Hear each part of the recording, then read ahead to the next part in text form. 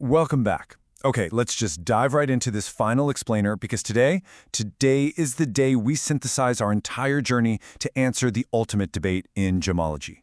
Over the course of our previous modules, we've looked at everything from microscopic crystal structures to massive global market economics, and right now we are bringing it all together to reach a final verdict on natural versus lab-grown gemstones. Think back 20 modules ago. We ended our very first lesson with the total unsolved mystery about a flawless lab-created ruby.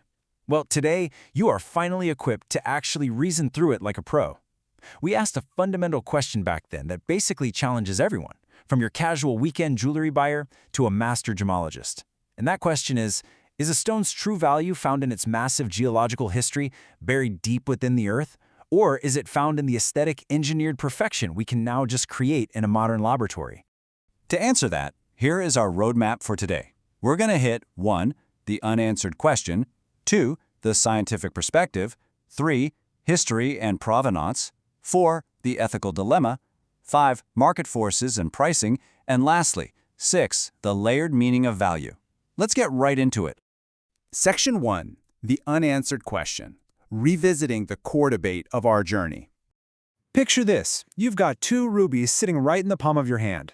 To the naked eye, they are totally indistinguishable. One is an optically flawless, structurally identical lab-created ruby. The other is a natural ruby pulled straight from a mine. Actually, scratch that, the lab-grown one might honestly look a bit better aesthetically.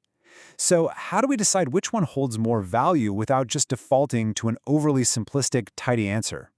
Section 2. The scientific perspective. Identical down to the atom.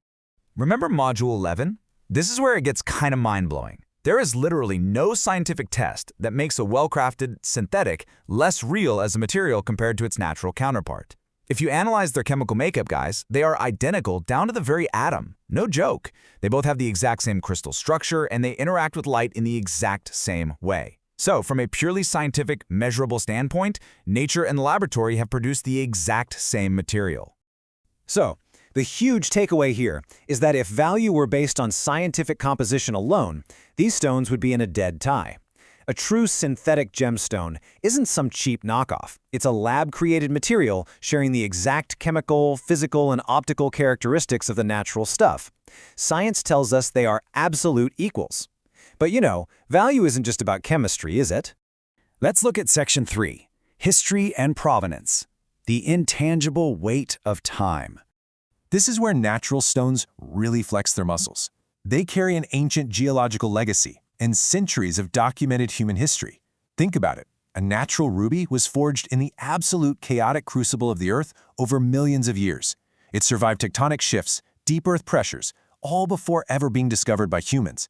Now contrast that with an engineered stone. While it's physically perfect, it was grown in a highly controlled environment over a matter of weeks or months?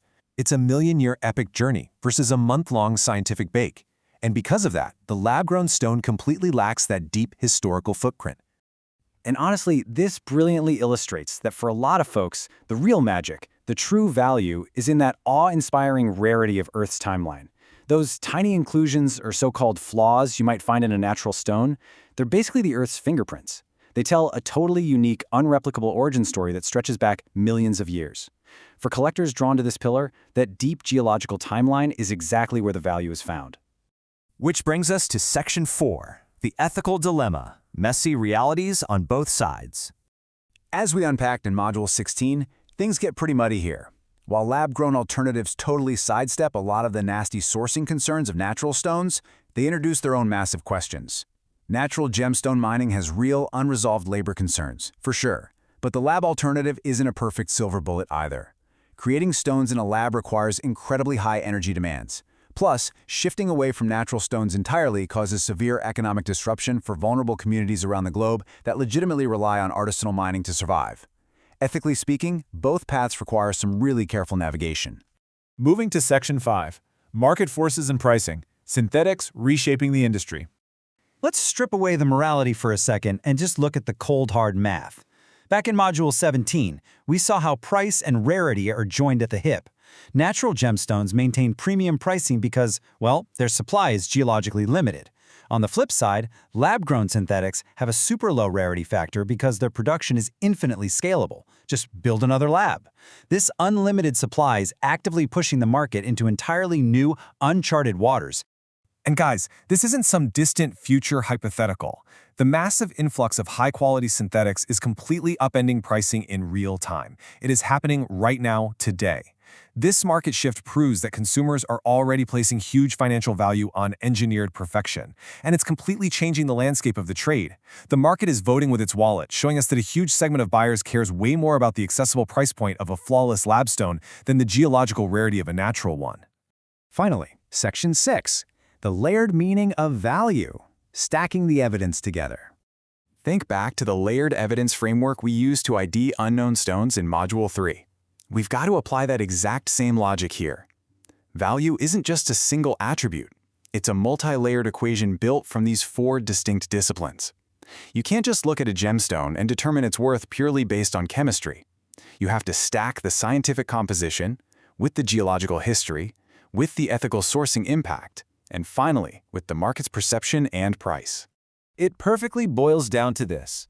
Value is not one thing. It's chemistry, plus history, plus ethics, plus market perception, layered together. It's an incredibly complex puzzle built from the sum of all these different perspectives, stacked one right on top of the other. And here is the real kicker. Different people, completely reasonably, are going to weigh these layers differently, and that's okay. You now understand gemstones the way a well-rounded trade professional does. You recognize that assigning value depends entirely on which of these layers matters most to the individual buyer. If someone is obsessed with deep geological time, the natural stone wins, hands down. But if someone values scientific perfection and a lower carbon footprint in their immediate supply chain, the lab-grown stone is going to win. Neither perspective is fundamentally wrong. They're just prioritizing different layers of value. So, I'm going to leave you with this to chew on. Knowing what you now know about their identical chemistry, their vastly different histories, their messy ethical trade-offs, and their real-world market realities, how are you personally going to weigh these layers the next time you hold a gemstone? Keep asking those hard questions and looking closely, because armed with this layered understanding, you are literally never going to look at a piece of jewelry the same way again.